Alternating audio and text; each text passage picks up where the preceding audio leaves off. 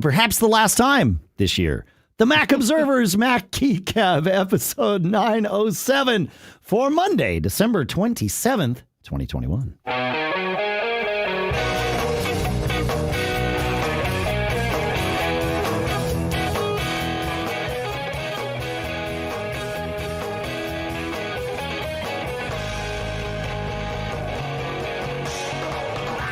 Greetings, folks, and welcome to the Mac Observer's Mac Geek Gab, the show where you send in your tips, your questions, your cool stuff found. We take all of that stuff.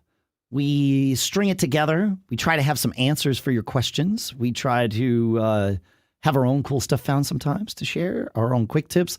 The goal is, no matter what we do and how we do it, that each of us gets to learn 5 new things, at least each episode, each week when we get together. Sponsors for this episode include ImperfectFoods.com, where you save 20% off with promo code MGG. Truebill.com/MGG, saving you thousands per year. You get your first $5,000 managed for free for life at Wealthfront.com/MGG. And we'll talk about Otherworld Computing's new miniStack STX, which is a very cool thing. We'll do all that shortly here. For now, here in Durham, New Hampshire, I'm Dave Hamilton. And here in snow-laden Fairfield, Connecticut, this is John F. Braun. How are is the snow, are you supposed to get lots today? Nah, it's melting away. Oh, okay. Okay. But, yeah, we got a little dusting. But, it's kind of nice for the season. Yeah. Oh, yeah, for sure. White Christmas and all that great stuff. Right. So this comes out on the 27th, but as most of you know, we record on Fridays usually. So we're recording this on Christmas Eve, the 24th. And you can always join us for the recordings at live.macgeekgab.com. We'd love to have you there. If you go to macgeekgab.com/calendar, you can subscribe to the very calendar that we use here. And of course, if you just go to macgeekgab.com, you can subscribe to the mailing list that will send out the show notes each and every week. We really work hard to make sure that our show notes are super valuable for you. You can have them emailed to you, as I said, by going to the site, macgeekgab.com. But we also put in chapter markers and timestamps in them so that when you're listening in your car or on your phone or wherever, most podcast players now let you skip around by chapter. So if we start talking about, say, something about an Apple Watch and you don't have an Apple Watch, no problem. Skip forward, go to the next one. It's totally fine. Yeah. So we do that for you. I don't yet have one. But we'll talk about something else that I just purchased from Apple. Coming up in cool stuff found. Yeah, for sure. Yeah, man. All right, let's do this. Let's get to some quick tips, shall we? Indeed. Ben shares one. He says, my partner wanted to share her password to log into a particular service using my Mac, where I was logged into my user instead of hers. Instead of manually dictating or transcribing from her device with the stored password to mine, I thought, wait, we can use live text. I captured the text string using my iPhone camera, copied it, and then pasted it on my Mac. So easy. I like it. This is not flawless. I have tried this after I got Ben's email. I was like, this is amazing. And I was doing something last night, which we will talk about later in the show as well, that required copying something similar to a password the same way. And it turned, it was weird. It turned a lowercase o into a capital O, and there was something, and a G into a Q or vice versa. But there were 2 things that were wrong. And it was like, thankfully we weren't doing passwords, so we could see what we were pasting in on both sides. And it was like, wait, let's compare. This is a problem. It's like, can you copy that and text it to me instead? Which is another way of doing it. Slightly less secure because if you're using iMessage, it's end-to-end encrypted. But this is a good thing. It is worth trying. It just, it's not a flawless technology. But I love this idea. It's fantastic. So is good.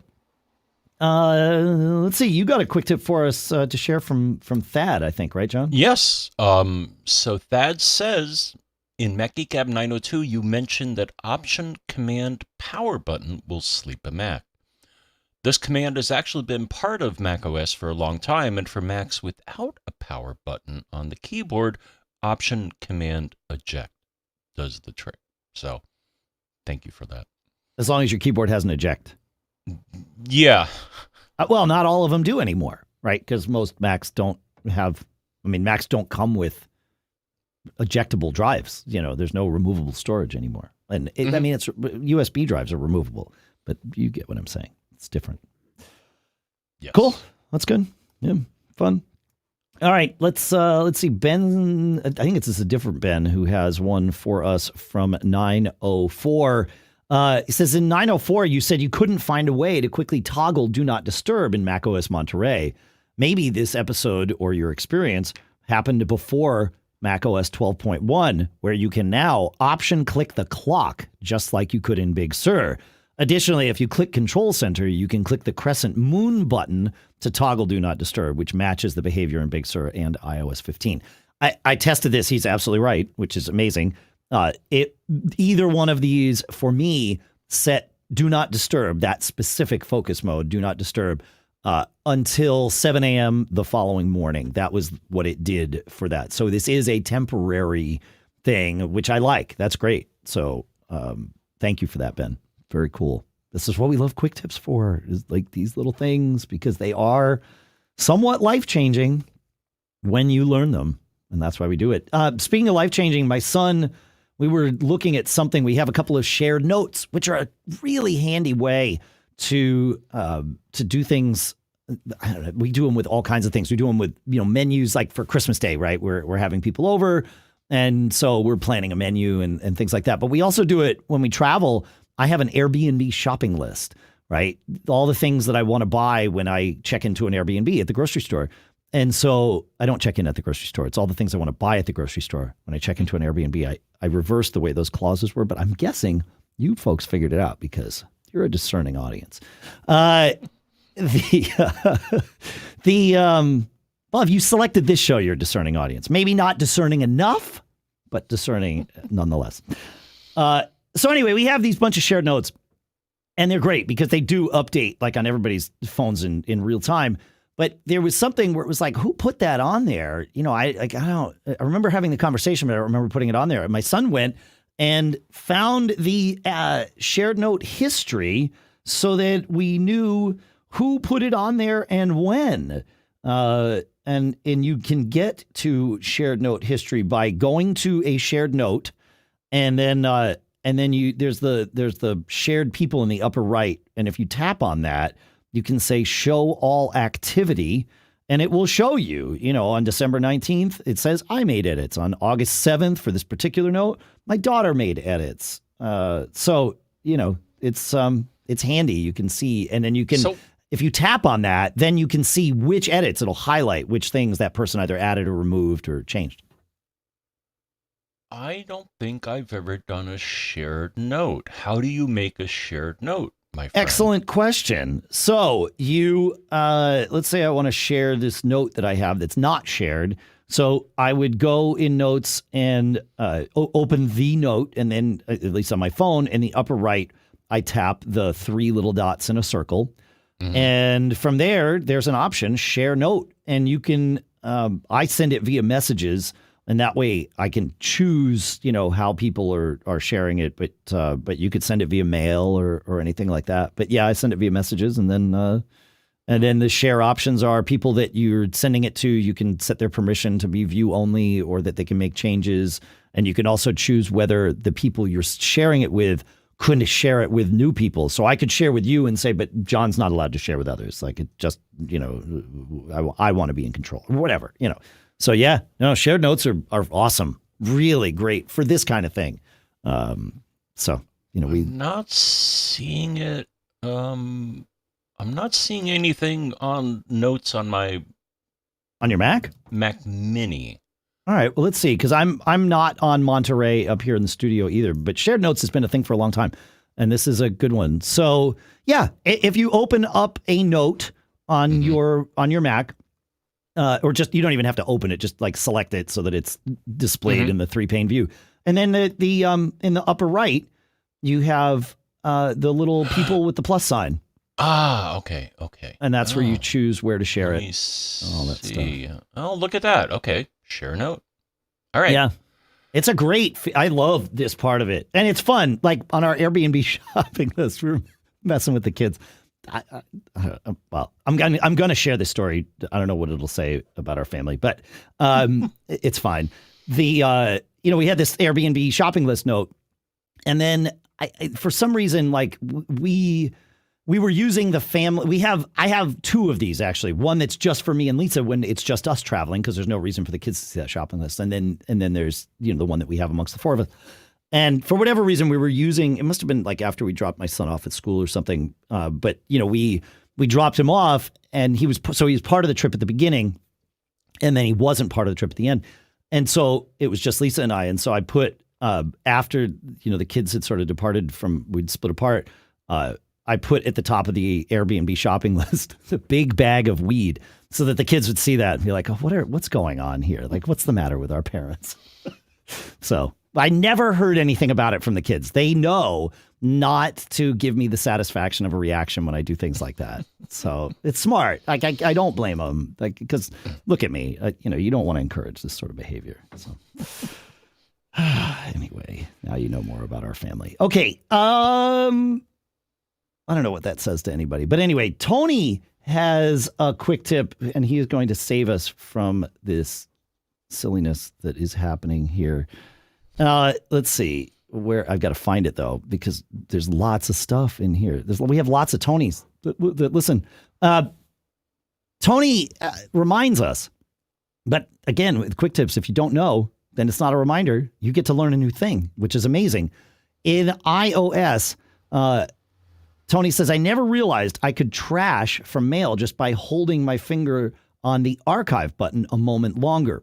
And what he means is if you have it so that the default button in mail when you're reading a message is archive. Now, you could have the default button to be trash. You can choose between the two, whether it's, the button is archive or the button is trash. Whichever one it is, if you hold down on it, it will give you a little menu and you can choose the other one. So if it's archive, you can, as Tony says, you can hold it down and it changes and it'll let you choose trash. And of course, if it's trash, you can hold it down and choose archive.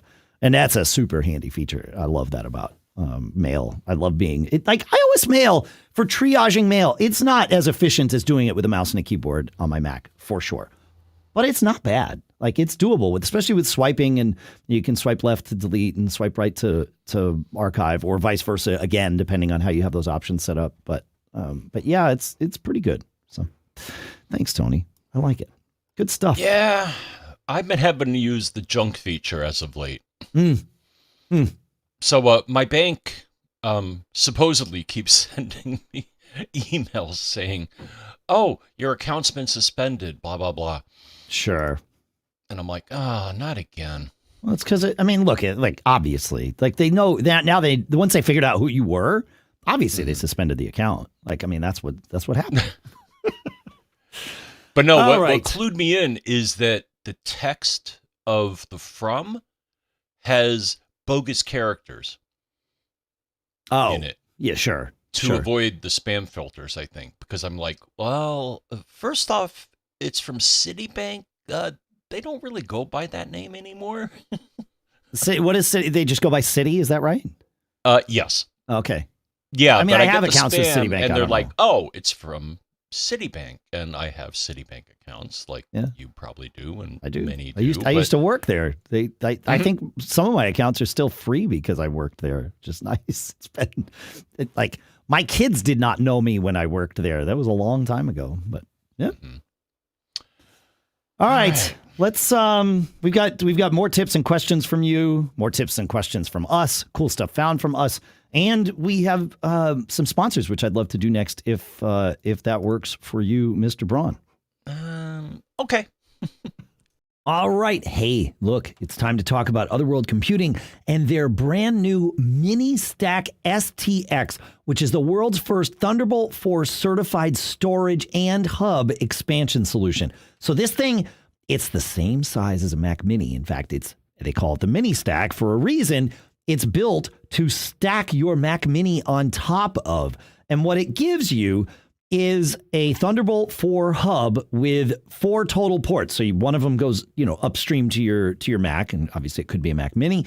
And then the other 3 are there available for you to connect to, millions of Thunderbolt, USB-C, and even future USB 4 devices and accessories. But that's not all, because inside is a universal hard drive or SSD bay and an NVMe M.2 SSD slot so that you can configure it with storage. You can buy it empty, or you can, buy it with storage direct from OWC. And it can even be combined in a RAID 1 configuration, right? So you've got all these options, up to 770 megabytes per second of storage performance. This miniStack STX is great for things like, bandwidth intensive stuff like video editing, photography, audio, virtual machines, and everyday data backup. And what's cool is this now could be your boot drive even from your Mac Mini, right? So if you got a boot drive that didn't quite have enough storage, you could either boot from the Mac Mini drive and then just have your big stuff right here. You go the other way around. This is fantastic. And the way that they've done this, it makes sense. It's no surprise, right? It's OWC. They know what they're doing. We say this all the time. It's no surprise that they would have figured out how to do this. So you got to go check it out. It's the miniStack STX from OWC at MacSales.com. And our thanks to Otherworld Computing for sponsoring this episode. Next up is Truebill. How many free trial subscriptions end up costing you hundreds, if not thousands of dollars long after you've forgotten to cancel? Like, do you really need all those streaming services now that you're back in the office? Right? The pandemic almost required us to have like 12 different streaming services, but maybe you're not using all of those anymore. Well, welcome to our sponsor, Truebill, because Truebill is the new app that helps you identify and stop paying for subscriptions you don't need, don't want, or that you simply forgot about. On average, people save up to $720 a year just by using Truebill. Because companies make subscriptions hard to cancel, Truebill makes it incredibly simple. You just link your accounts and Truebill will cancel your unwanted subscriptions in one tap. And your Truebill concierge is there when you need them to cancel unwanted subscriptions so you don't have to. I've been using Truebill for a couple of months now, and it's amazing. On top of all of this, which I can attest is true, it works. Truebill, no surprise there. It also monitors my spending, and it'll tell me, hey, last week you spent more on this category of things than you usually do. And it's a nice little heads up to just, have that data coming in a filtered way. It's really fantastic. And I highly recommend you check it out. So don't fall for subscription scams. Start canceling today at Truebill.com/MGG. Go right now, Truebill.com/MGG. It could save you thousands a year. Truebill.com/MGG. And our thanks to Truebill for sponsoring this episode. All right. Let's go to Larry here. Larry says, I'm getting buried in emails with what seems like hundreds arriving daily. I tried hey.com and that didn't work for me, but I did try to replicate its approach and I set up rules to send messages to a variety of mailboxes when they came in to, file them into a variety of mailboxes. I currently now have 70 individual rules, but it's not enough. It's also super slow, awkward, and time consuming to set up and manage these rules. I love the concept of Mailbox Zero, but it ain't going to happen this way. I also tried to keep track of items by clearing unread and deleting them or archiving them, but it's just too much. I need help. Are there any tools I can add to Mail.app to assist me in managing my mail? Help me, guys. You're my only hope. All right, Larry, let's see if we can help. I am like you. I get piles of email, more than I could ever have imagined. But it makes sense and it's fine. But I definitely could not just manage it willy-nilly. I needed a system. And the system that I have standardized on is SaneBox, SaneBox.com. And I'll put, actually I have a little sign up link because it gets you a free month or something. I don't know.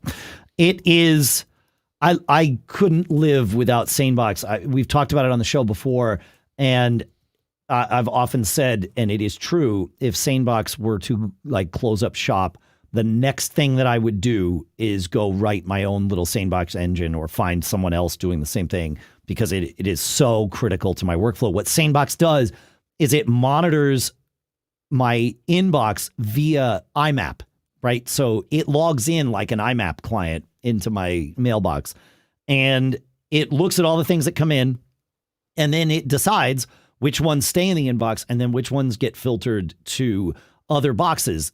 And they set up a few by default, but you can set up your own. So I think one of their default ones is called Sane Later, where it will put things like receipts and things like that, are to you, but not like, hey, Dave, this is John. I have a thing to talk about, right? Of course, I also, for managing email, do not use email for inter-office or even inter-family communication. Email is for outsiders. No.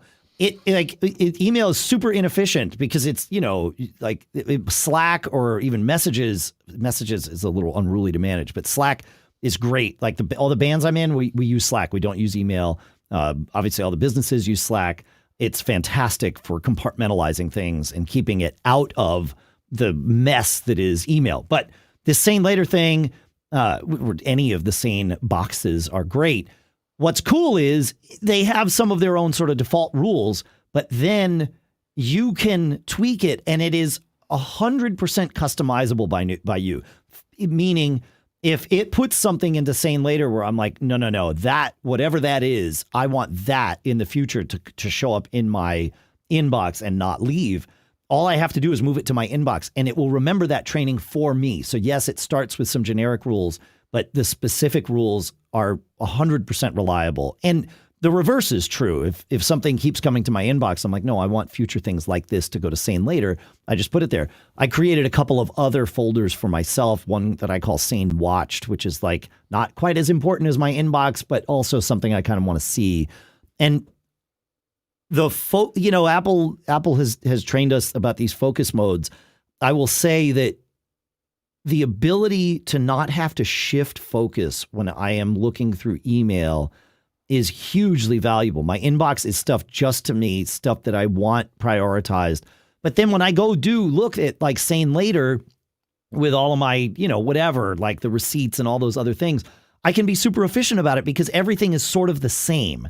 And I don't have to think about what category it's in. I just sort of look at it and I can move quickly. They have a Sane News one, Sane News box for the same kind of thing, for mailing lists and all of that. And again, it's super efficient to be able to look at mailing lists all at the same time, as opposed to mailing lists interspersed with, an email from one of our vendors and an email. It's like, this task shifting is inefficient. So SaneBox, I love it. The other tool that I use for mail to keep my life straight is SmallCube's MailSuite. Now, I use Mail Acton, which just lets me file mail with keystrokes. There are more things it can do.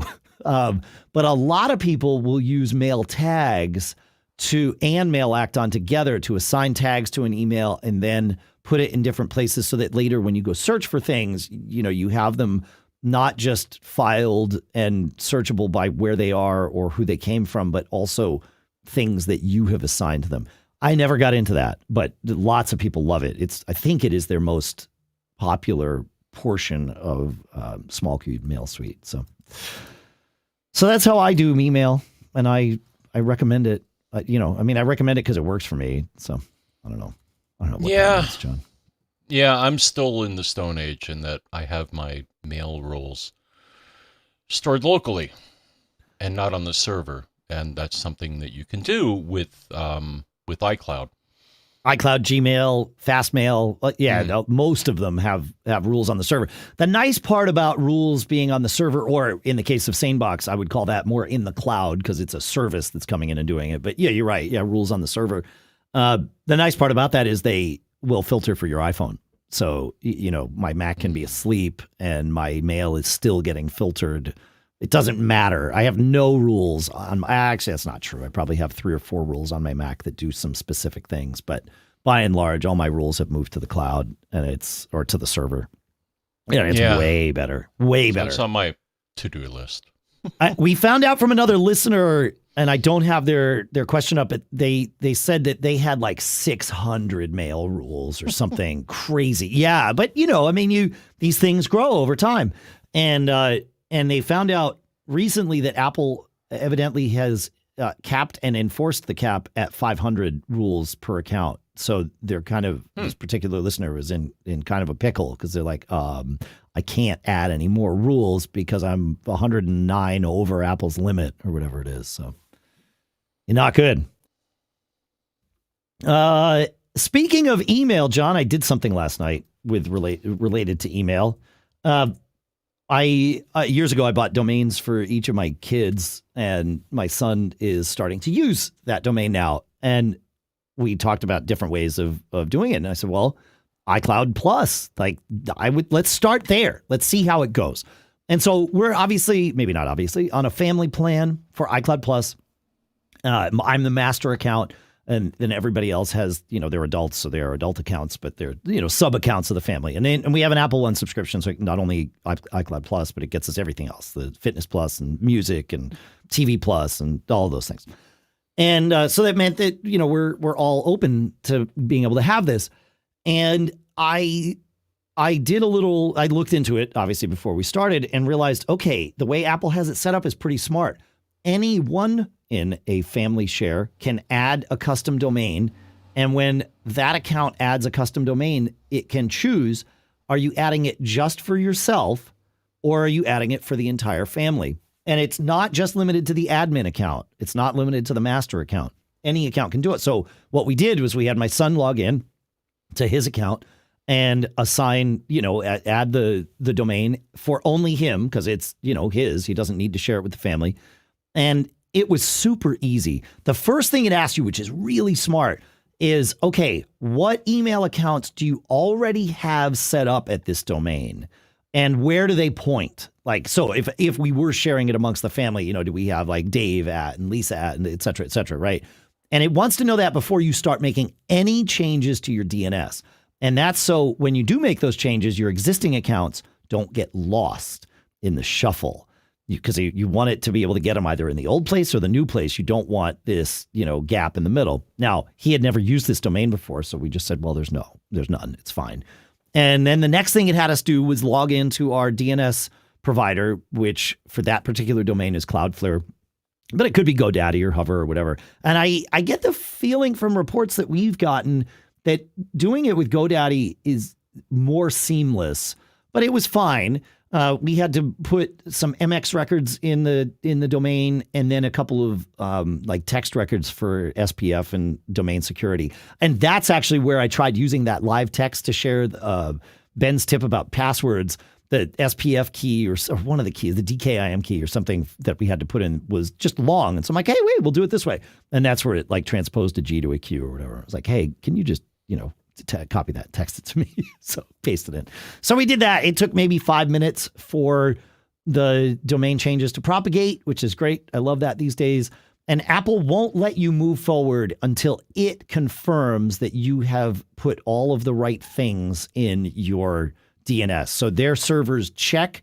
And if they don't find it, they'll say, hey, go look at your SPF record. Go look at your MX record. Go look at your TXT record. Whatever it is, it'll tell you, go make sure this is right. And that's how I thought it was just taking a long time to propagate. And that's when we realized, wait, there's a mismatch here.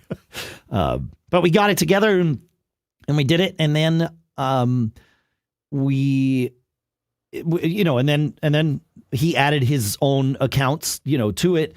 As soon as he did that, they were magically there on his Mac. So he could go on his Mac and say, okay, well, I want to send from the amount that's the account that's at my custom domain as opposed to the account that's, that at mac.com or me.com or, whatever he would use for his iCloud mail. And then we sent some test messages back and forth and they showed up where they were supposed to show up and everything was fine. Apple made it super easy. Changing your DNS is a bit of a nerdy thing. There's no avoiding that. Unless, like I said, that Apple's got something linked in with GoDaddy where you can just authenticate and it just populates it. It sounded like that was the case. This domain I do have domains at GoDaddy. This ain't one of them. So I can't test it, but it sure seemed like that. So, but it was a seamless process. Really, and just worked. Now, I'll report back in 2 weeks if there's, something about it that doesn't just work over time, but I think it's going to be fine. Yeah. I made it super easy. So highly recommend it. Okay. So in a nutshell, iCloud Plus lets you bond your iCloud to a domain that you have already reserved. Yes, correct. Yeah, you don't have to have it. Like, you can go buy it today, a domain, and then just point the appropriate DNS records over for your iCloud Plus mail. Yeah, and it just works. It's great. So that way you get all of the benefits, including all of the storage that you have with iCloud Mail, but you're not giving out your mac.com or me.com. You're giving out the address at your custom domain, which means if you ever leave iCloud Mail, you get to take that domain with you. So, which is great. So, yeah, it's good stuff. I was glad to see how, it took us maybe 10 minutes, and a lot of that was because we had the wrong entry in the record. So, can't really blame Apple for that. So that was on us. All right. You want to take us to Barbara, John? She had a quick question for you. I will take us to Barbara. So Barbara asks, I have an AirTag that I want to put in my car. I remember that you put one behind your rear view mirror, but don't remember how you attached it. Please remind me. And here's the reminder. So I got a mounting strip. So one that I use, Dave, is the Scotch extremely strong mounting strips. That's literally the product name? I love that. Yes, it is. Yeah, and it's great. The ones I have are rated at 30 pounds. Yeah. So, the AirTag's probably not going to fall off. It weighs way less than 30 pounds. Yeah, and you're not going to be applying 30 pounds of pressure to it. So, yeah. These are actually a neat product for if you want to mount anything and it's less than 30 pounds, then, get these strips. You can get them at a Home Depot. That's where I got mine. And Amazon has them. We'll put a link in the show notes for that, so you can just have them shipped to you, folks. But yeah, it's $5 for these are the 12-pound ones here that Amazon. And they have the 30-pound ones, but okay, cool. They absolutely have not fallen off. The only thing I would mention, so I mounted mine on my rearview mirror so I can see the Apple logo. Yep. The only point I would make is that the AirTag speaker is on the other side of the Apple logo. Got it. So the thing is, that's not a big deal for me, because the thing is, I don't really worry about the sound output from it because it's in my car. Sure. And I get the separation alerts. So anyways, that's what great. I would recommend. They're Cool. It's a good product, and other people make these as well. Yeah. Gorilla's I've used similar stuff from Gorilla, and I like the Gorilla stuff. It comes in like little squares. It looks like these might too, where it's just like super easy, and once you do it, like, it's done. So yeah. I still get a thrill out of, so the separation alert still thrills me, is that I have it in my car, and Sure. now in the latest iOS or Mac OS, I guess, also, but you get a notification when you deviate from the position. It's like, oh, I can't see your car anymore. I got a kick out of the first time that happened. I just got a kick out of it. It's like, oh, John, you're not in your Saturn anymore, and here's the address of where I last saw it. And to me, that's just a fantastic feature.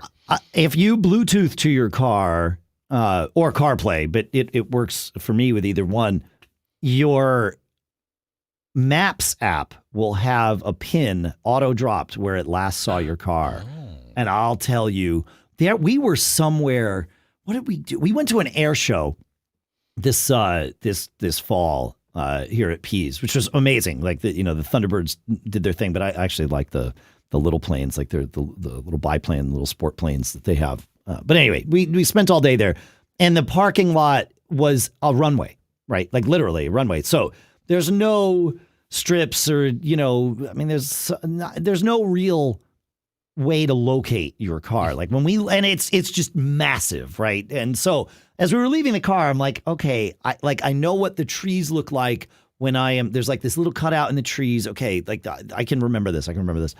And we got out there and it was like, yeah, I mean, I guess I can remember this, but like, it's just a sea of cars. And I'm like, wait a minute. And Lisa had driven and her car doesn't have CarPlay, but it does have Bluetooth. And I'm like, hey, pull out your map. And sure enough, it had the dropped pin for her car. And it got us, it got us to her car. And John, it was like just people wandering everywhere, hitting their remote buttons, hoping amongst hope that their car would respond with, its alarm or whatever, because like everybody had lost their car. And we just made a beeline straight to our car.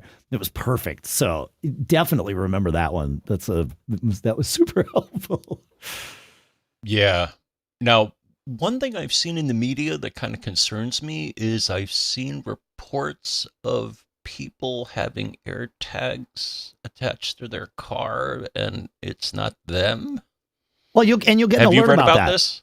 Well, Apple solved for this, right? Like if I put one of my AirTags with you will get an alert on your phone saying, hey, you're not with Dave anymore, but one of Dave's AirTags is with you. Like if Lisa leaves her purse in the car or whatever, right? And I grab her car because it's the one in the house garage, so it's it's just right there and it's warm. If I grab her car to go like run and get something at the store or pick up Chinese food or whatever, I will get an alert on my phone after I leave the house saying, hey, Lisa can track you. Which is also true because she and I share our Find My locations with each other, and so she could track me anyway.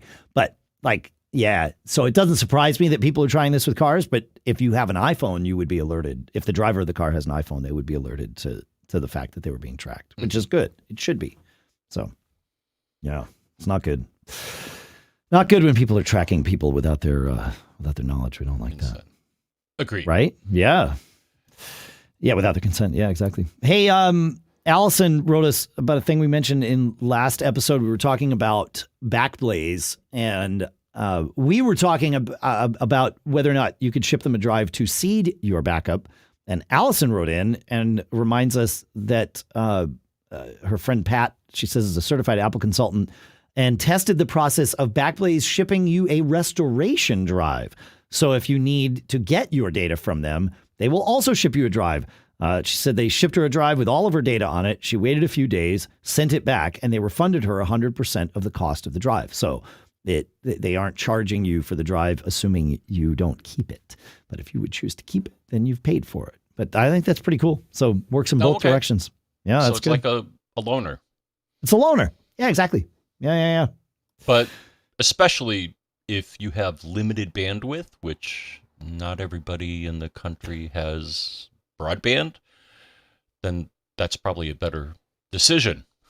Way faster. Yeah, unless you've got like, for downloading, most people are on asymmetrical connections with faster downstream. So for downloading, it's not perhaps as necessary, but it depends on how much data you have or how much bandwidth you have and if you have a data cap, right? Because if you're with Xfinity, they are enforcing those, it's not quite 1 terabyte. It's a little more than 1 terabyte. It's like 1.1 terabytes a month or something, but that's their limit that they're imposing. Yeah, now. I thought I heard that they suspended that, and at least hats off to my company now, which I'm perfectly happy with, and you experienced it when you were down here a while ago. Optimum does not have any data caps, and I don't think they ever will. I thought we looked into this last time, and they said that they were putting them in online data cap, but maybe I'm wrong. But I thought you and I had this conversation. They've never yelled at me. Right. So I think I'm okay.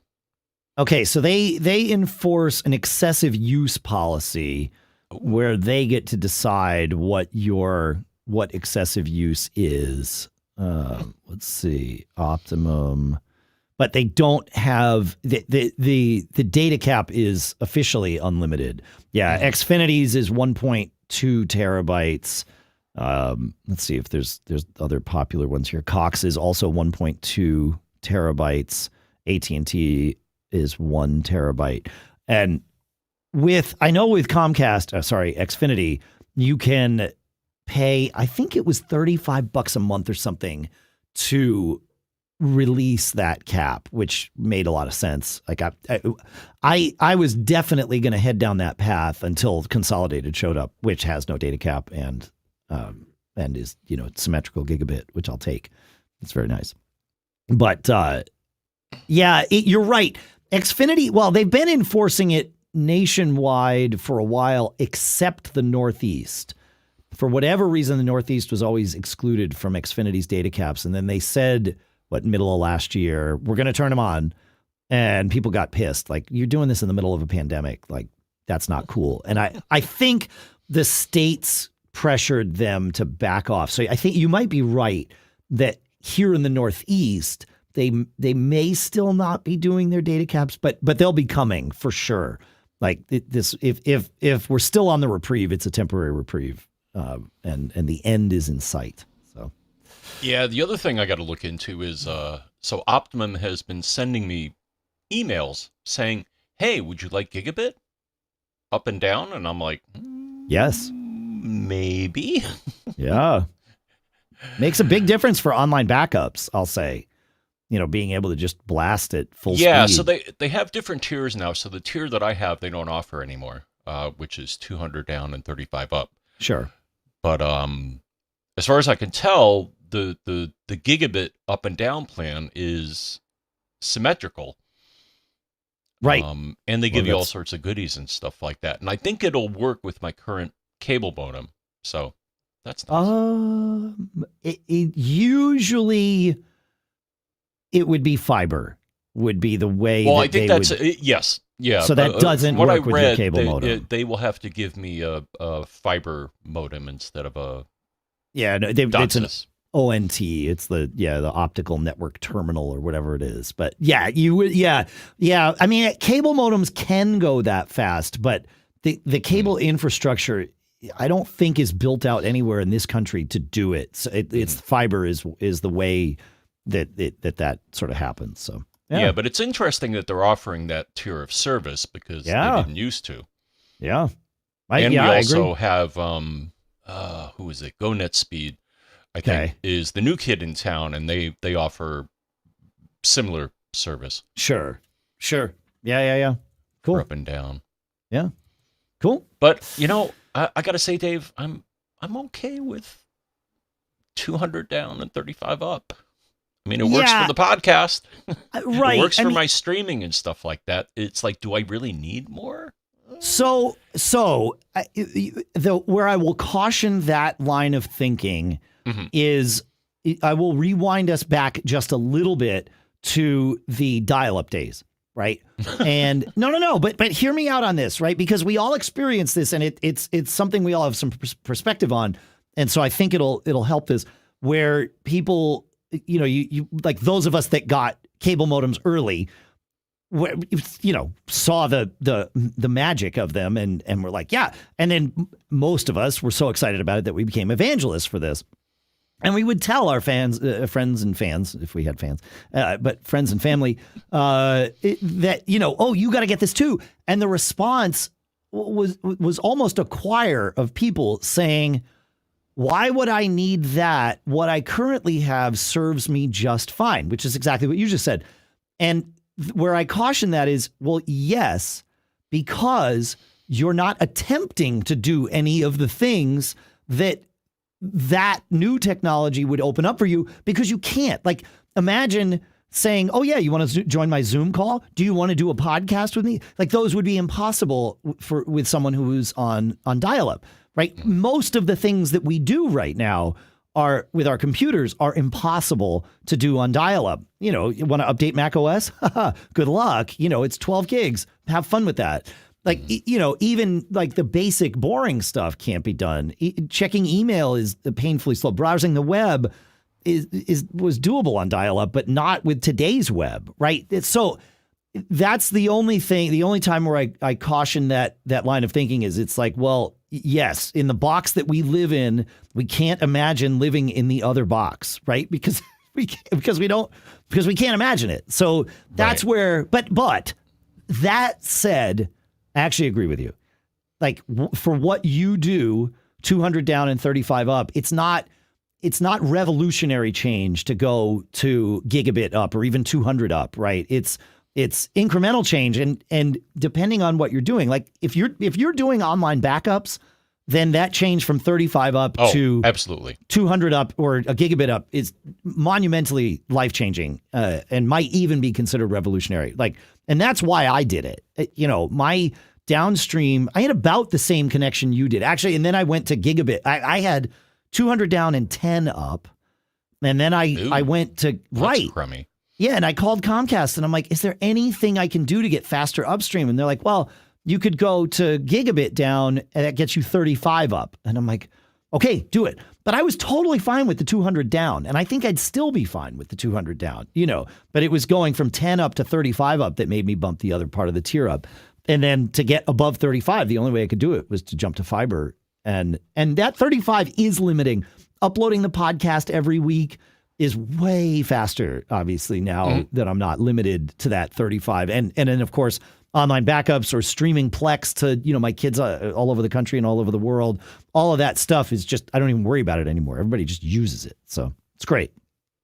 But yeah, depending on what you want, it's not quite the same as dial-up versus broadband. But, I always check myself when I start saying, well, I don't need that because I'm already, everything I do fits in this little box. And it's like, well, yeah, by definition, it fits in the little box, Dave.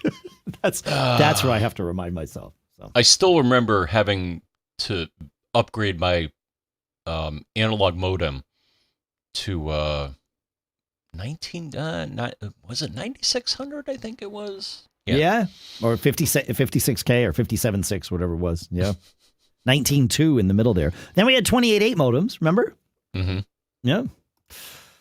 That predates this show for sure. Well, again, by definition, we could not be doing this show. It wouldn't have even dawned on us to do something like this if we were all on dial-up. In fact, my guess is we don't have any listeners on dial-up because downloading a podcast over dial-up would be a pain in the neck. It would be super slow. From what I hear, Middle America. Oh, I'm not saying people don't have dial-up. I'm saying they're not listeners to this show. Oh, well, that's too bad. I mean, how many hours would it take to download this episode, right? Like, it's just not going to happen. Right. You're not going to watch videos on YouTube. You're not going to stream Netflix. All of those things that we do don't happen over dial-up. And those companies didn't exist when dial-up was king.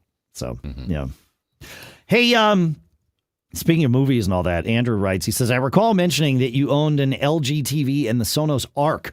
Will you share your opinion on the sound and or if you thought a different product might be better? I just purchased an LG C165-inch OLED screen, and I'm now deciding upon the soundbar. Yeah, so that is the same screen and same size that I have. You might have the year newer because I have a 2020 LG C. I think mine's actually the CX, but it's the OLED screen, 4K, HDR, all of the wonderful stuff, AirPlay too.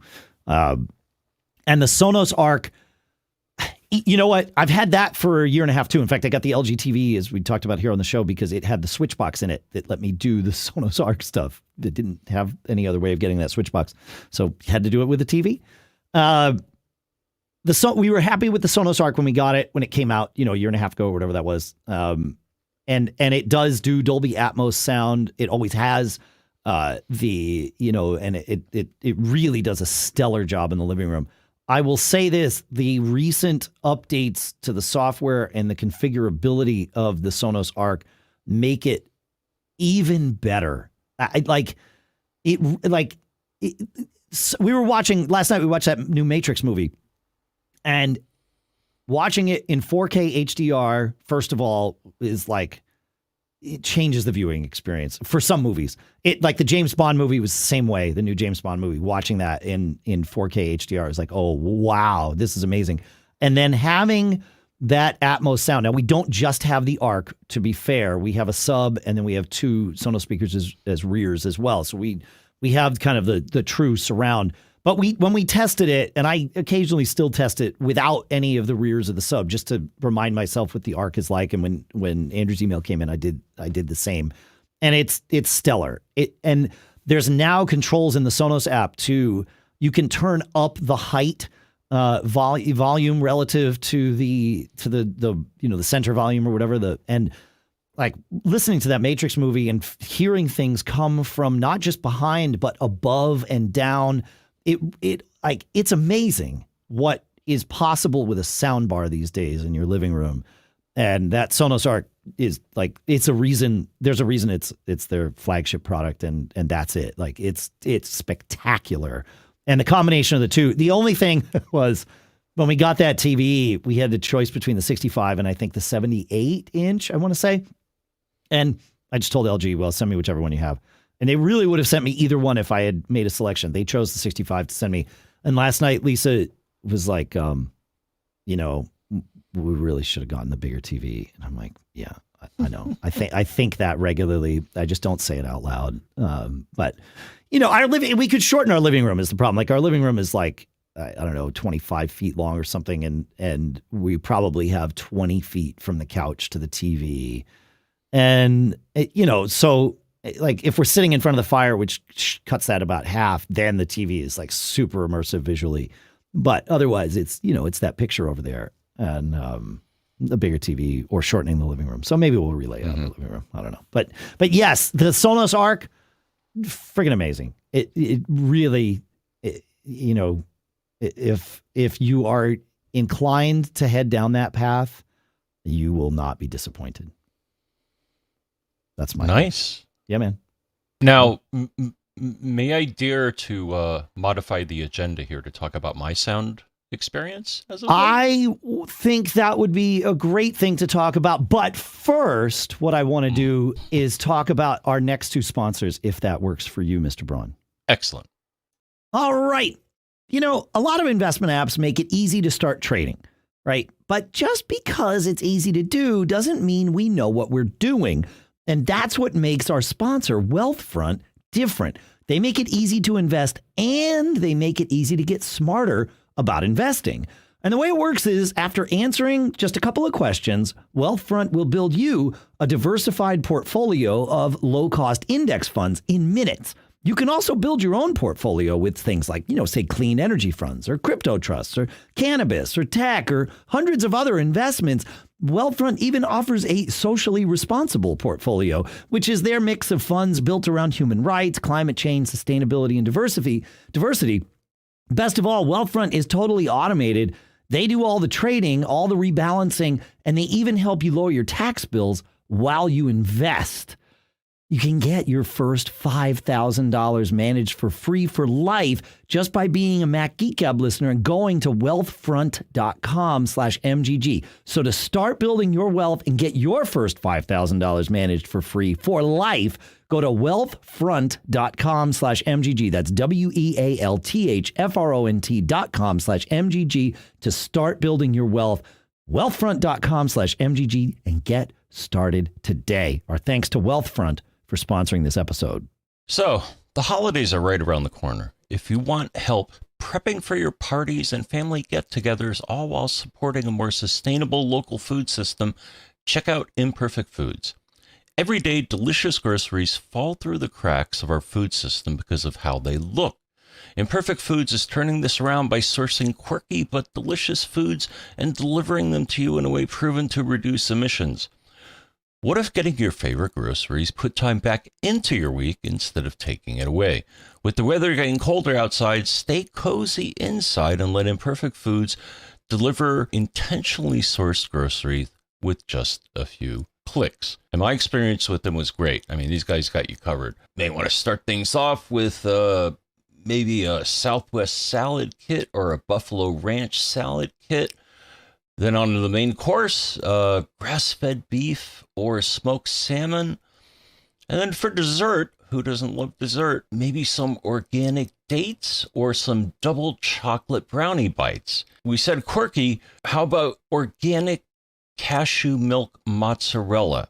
Maybe I'll make a pizza. It's all great stuff. Right now, Imperfect Foods is offering our listeners 20% off your first 4 orders when you go to imperfectfoods.com and use promo code MGG. Again, 20% off your first 4 orders. That's up to an $80 value at imperfectfoods.com when you use the promo code MGG. Don't forget, imperfectfoods.com and use the promo code MGG. And we'd like to thank Imperfect Foods for sponsoring this episode. All right, John. So you got some new toys here, didn't you? I did. So in our last episode, I think it was our friend Dave, not you, but another No, Dave. listener Dave. Yeah, that's right. Yes, Dave Ginsburg. listener Dave. And he was like, hey, you know what? The HomePod Mini is on sale. Instead of the normal price of $99, you could find it at many places. I found it at Best Buy for $79. And I'm like, you know what? Let me check it out. And so I ordered a pair. And dude, these things are amazing. I should have gotten them sooner. We all say that though. That's great. I'm stoked. That's awesome, man. The setup was amazingly easy. So you basically kind of like AirTags. It's the same experience and with a lot of Apple products now. But the thing is, so you plug it in, you take your iPhone, you hold it next to the device, and it's like, oh, hey, I see a HomePod. You want me to add it to your network? And I'm like, okay. And it did. And then I held the phone up to the other one. So I got a stereo pair. Yeah. And it was like, oh, all right. I see another one. Would you like it to be the right or the left channel? And I'm like, okay. Sure. Yeah. Now, they don't So have to be a stereo pair, right? You could have them in different rooms and just have them be separate, correct?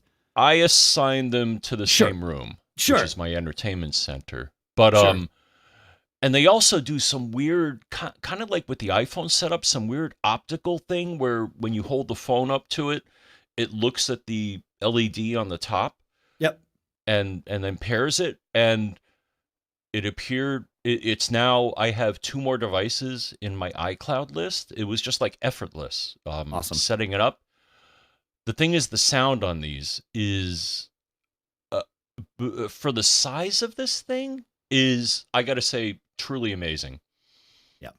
It's now a streaming source. So it shows up on, either my Mac or my iPhone as a streaming source. And it actually shows a little icon that shows 2 little mini versions of it. And it's like, yeah, you want to stream to this? And I'm like, yeah, sure. Between that, so I've streamed, so I'll play videos on my MacBook Pro a lot of times. And so I stream to it, and it's just, dude, again, the sound is amazing on these things. Yeah. I agree. I've tested both the HomePod, the original large one, and then the HomePod Mini when it came out. And yeah, the sound on that Mini is spectacular. I agree. I didn't keep it because we're a Sonos household, and it just it was like one ecosystem versus the other. Although with everything supporting AirPlay now, like there is a world where you could integrate them, and if we were not already standardized on the A-Lady as our smart home out loud kind of interface, and we didn't have a voice interface for our smart home, then the HomePod, even integrating with our Sonos network, would probably have been the thing. But we are. But I agree with you. Sound on those is spectacular, and yeah, the setup, it's like the watch, or like you said, the AirTag or whatever. It just just works. Yeah, I mean, the other cool thing was I got an alert on my iPad saying, "Hey, do you want to maybe download the user manual, or would you like some tips and tricks?" And the S Lady is also, I'm pretty impressed in its ability. Yeah. And that I'll ask it, questions, and it answers, or like even saying like, tell me a joke, or what's the temperature, or what's the weather, and it's really good. I was not a big S Lady fan. But with these in the room, I'm using it more and more. So it's just a fantastic product. And it also came with, so here's where they try to pull you in. They set their hooks. Well, it came with So it's like, hey, would you like an Apple Music subscription? I'm like, Mm, okay. Would you like a News Plus subscription? I'm like, okay. Apple TV though didn't work because it's only for new subscribers, and I already right. You exhausted your trial on that. yeah, and Yeah. I think I'm gonna renew. There's enough compelling content on Apple on their service I agree. to convince me to continue paying them. Yeah. So, but it's an interesting strategy in that, they're like, okay, here's this device that, is really cool, and let's rope you in. Well, and here's all these cool to things our you can other use. Services. Yeah, exactly. Yeah. No, it's interesting. Obviously, when they came out with the first HomePod, I very much interpreted it as we want to be in the premium speaker business, right? I mean, it was a $400 item, and yes, it had the Siri Smart Assistant in it, obviously, but it was very much this premium listening experience is what they were going for, and then now that they've kind of that flopped for them, I mean, we should all be so lucky to have a flop in our businesses that matches the success that Apple had with the original HomePod. But for them, it was kind of a flop. It sort of fell flat, and they realized what people wanted was a Siri assistant that was that had some version of premium sound, but not for $400, but for $100. And obviously that's what the HomePod Mini is. And I think they knocked it out of the park with that. And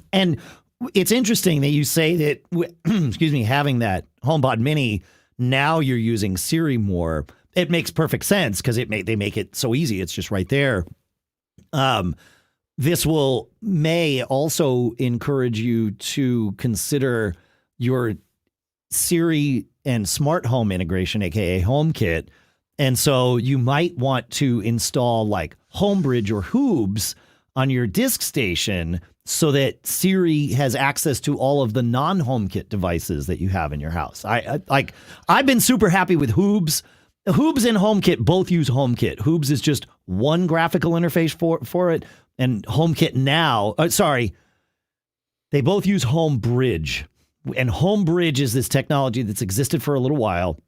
You run it on your disk station, your Mac Mini, your Raspberry Pi, and Homebridge links your non-HomeKit devices with HomeKit. And Homebridge used to be this thing that you had to configure with like a series of arcane text files, and it was fine, but it was like this very sort of temperamental setup that had to be just right. They have now added a graphical user interface to it to make configuration and management way easier. And in the interim, Hoobs came out, Hoobs, with their own interface that they put on their own boxes. So you could just buy an all-in-one solution if you want, or you can download Hoobs, the open source version, and put it, I don't know if it's open source, but the free version, and install it on your own hardware, which is what I've done. But either one, Homebridge, the current version, which has its graphical interface, or Hoobs, would be the way to go for you on your disk station. And you might I have it in a Docker container, and it's rock solid. It's great. It's so much easier to just be like, I want to install this and whirl. go. So the thing is, the Home app sees it sees the HomePods. Yeah. And it sees my Apple TV and one other device. But my only disappointment is that, and I think I told you, we got that smart alarm clock. The Google one. Yeah. That was a much better experience in that it had a button saying, hey, you want me to import your setup from your other smart device? Right. Whereas this, it's going to be a bit more effort. So, I may consider. I put a link in the show notes to a YouTube video that is the one I use to walk me through setting up Hoobs on my disk station. And it was about a 15-minute video. And it's at the time, I mean, and I think it's still relevant. I'm trying to think that if that was pre DSM-7, but Docker didn't change for the way Hoobs works. It didn't change all that much. But yeah, getting that set up really, give yourself a half hour and watch, have the video in one window and your DSM interface in the other, and, pause and resume the video as you're going, and it'll walk you right through it. You'll have Hoop set up in the end. It works great. I'm really impressed with the with only how well it does. hitch that I ran into is that at one point it was only playing audio out of one speaker, and I'm like, okay, time to reset everything. Interesting. And they make it pretty straightforward. You got to start it up. You hold it as a touch sensitive contact on the top. Yeah. But now are you using these? You're not using these with your entertainment center as your like TV speakers or anything. You're just using them with your Mac and your iPhone. That was offered as an option during setup, so I may enable that to make it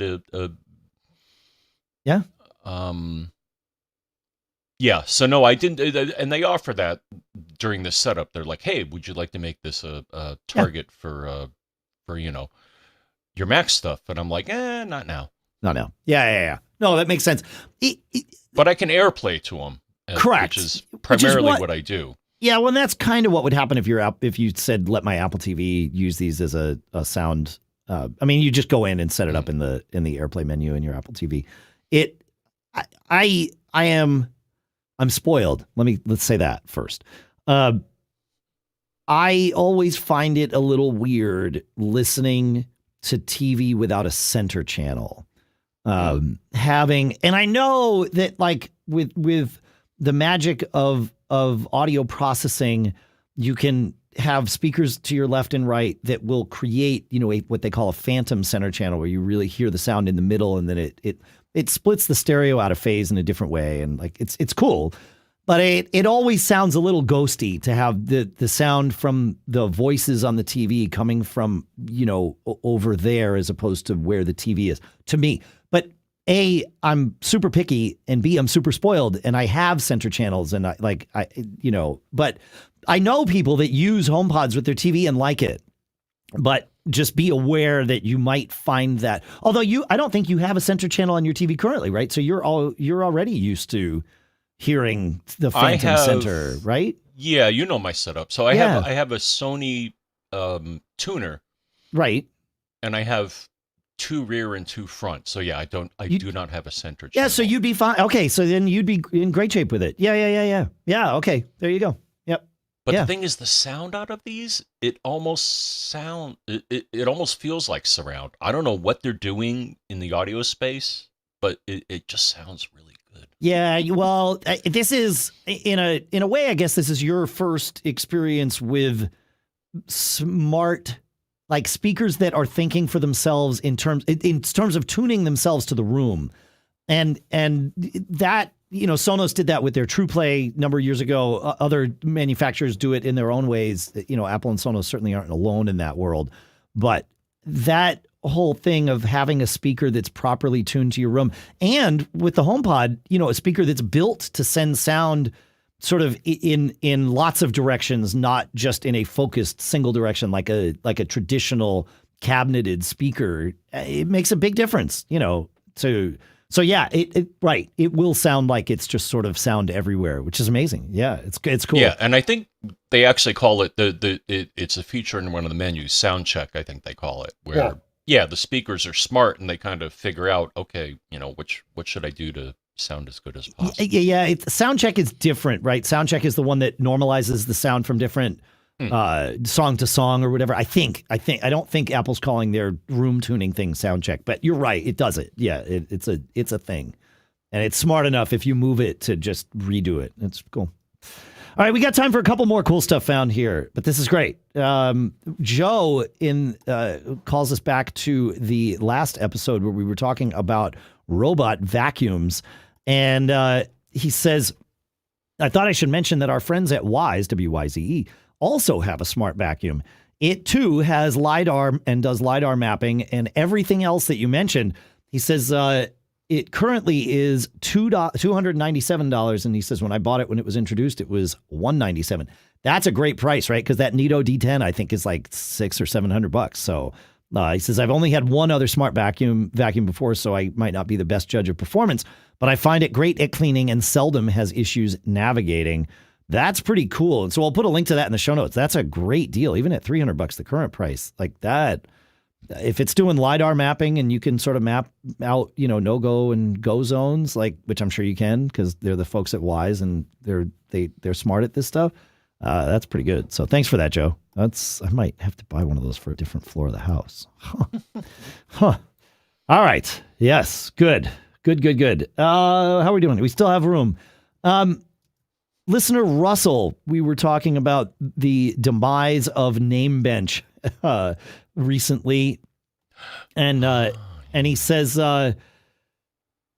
this solution relies on a subscription to something you mention often, Fing. He says, but Fing has a DNS benchmark function that does what NameBench used to do before NameBench met its demise. He says, I started using Fing and bought a Fing box after hearing about them on the show. Fing has a pretty good DNS benchmark function in the paid for tools. On the main menu, you go to Tools, DNS Benchmark, and it'll tell you what DNS services, are going to be the fastest for you and all of that. So, yeah, no, that's good to know because you're right. A lot of us have Fing boxes and or pay for the Fing service. So that it's not too esoteric at all, Russell. I think we've defined it to not be esoteric. That Fing box is a fun little thing to have on the network. I am finding like I get less and less utility out of it just because I have other things like my Synology and my Eero will tell me when they see new things on the network. And so most of the time, the Fing box is telling me things I already knew, like I already got alerts for. But I do have a couple of devices that were falling off the network on a not desired basis. One of my smart thermostats, Nest made an update to it that got it flaky. And then Sonos had that Roam speaker that was awful with staying on the network because it would lose its battery and all that.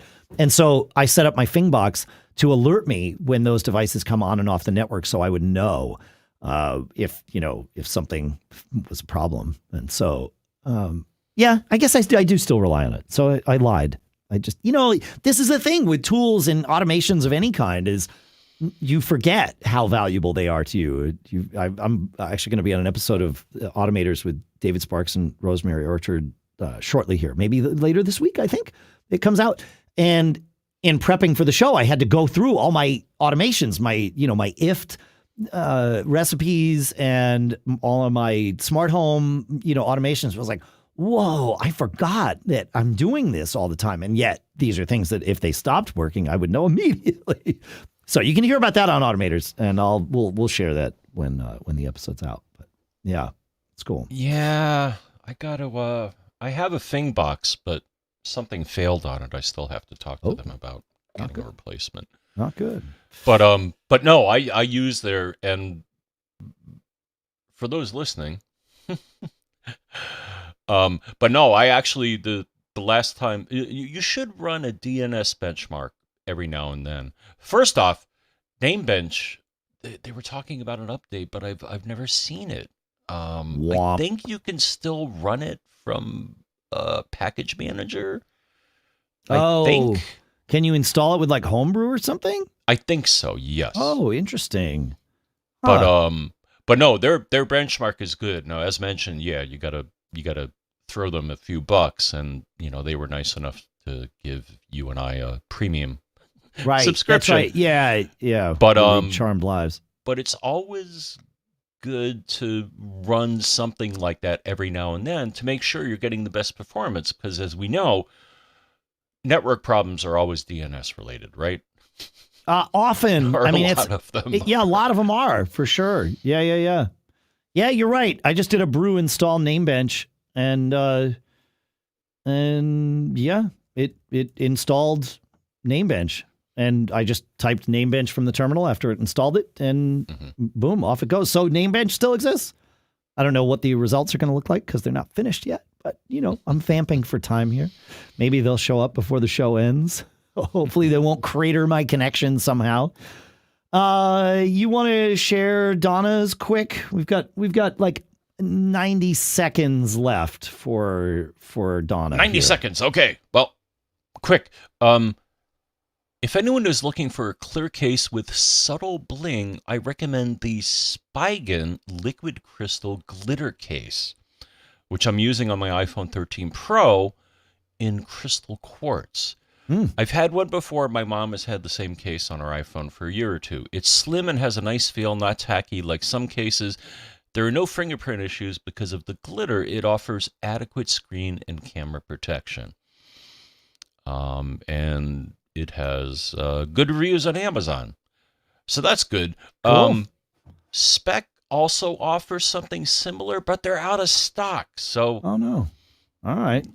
yeah. So for the glitter crowd, go with these guys or check them out.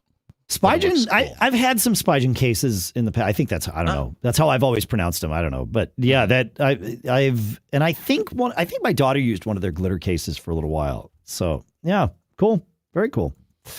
Yeah, that's, I will point one last thing as we're on our way out here. Canva is a tool at canva.com. I needed to make an edit to an InDesign file that I had, and Canva won't open InDesign files, but I had exported these InDesign files as like business cards or whatever as PDFs years ago. And I wanted to make an edit to them. And because it exports as a layered PDF, I pulled that into Canva, which is an online design tool. And boom, everything was just like right there. So it made life super easy for me as opposed to having to start from scratch and all that. But even if you did have to start from scratch, they've got templates and everything. And so much of it is free. So highly recommend. I know I'm probably telling many of you something you already knew about because lots of you already know to use Canva, but I was new to it. So there you go. Enjoy. That's what we got. Anything else to tell them today, John? Feedback at MacGeekGab.com. I think you said feedback at MacGeekGab.com, my friend. I absolutely said feedback at MacGeekGab.com. Unless, of course, there's also premium that at is correct. MacGeekGab.com if you decide to want to contribute to our effort to educate and possibly even amuse you. There you go. Infotainment. There you go. Yeah, that's what we got for today. Happy, this is our last one of the year, so happy New Year, folks. And we will see you on the other side. Most likely, we will not be seeing you from CES. I can't imagine. Again, I said we're recording this on Christmas Eve. At this, I've decided not to decide until next week because it doesn't really make a difference. But I can't imagine that things are going to evolve in such a way that I will choose anything other than to cancel my travel plans. Mainly, I don't. It's balancing the value of being there and engaging with people, which is the value of CES. It's huge. With the potential risk of having to, quarantine in a hotel room for 10 days before I'm able to come home if I wind up testing positive, because they're going to have us testing while we're there if we go to CES, which is great. Like it's all vaxxed, it's all test every day and all that stuff. Yeah, that surprised me, that communication there, that they're like, oh, we'd really like you to take a test before you walk into our venue. And they're providing tests for people, and it's great. But I would not, in good conscience, I would not be able to bring myself to go to an airport and get on a plane home if I had just tested positive. So the idea of spending 10 days, and of course things could be even worse if I wind up getting a bad case of it or whatever. But the realistic risk is being stuck in a hotel room for 10 days. So prob's not, but we'll see. We have almost a week before that decision will be made. So maybe things will change, but I doubt it. Yeah, I mean, it wasn't too weird. So my friend Barry came out here. He came out here to see Billy Joel. Yeah. And so I took the train. I took the subway. I think the most uncomfortable part was taking the subway because it was packed. Yeah. Yeah. But the train was fine. That's good. That's good. That's actually good to hear. Yeah.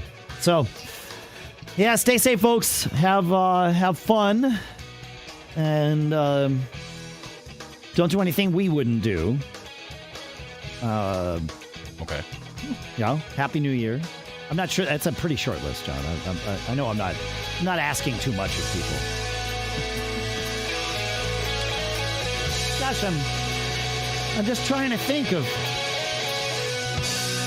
what would be a good way to wrap up the year with something for the people. And you know what? I have an idea. You're wearing your MacStock shirt while we record this, John, and I'm reminded of something we all did together at MacStock and something we all said together at MacStock. And I think maybe that advice is what we're really seeking here as we blast off out of 2021 into 2022. So crowd at MacStock, take it away. Don't get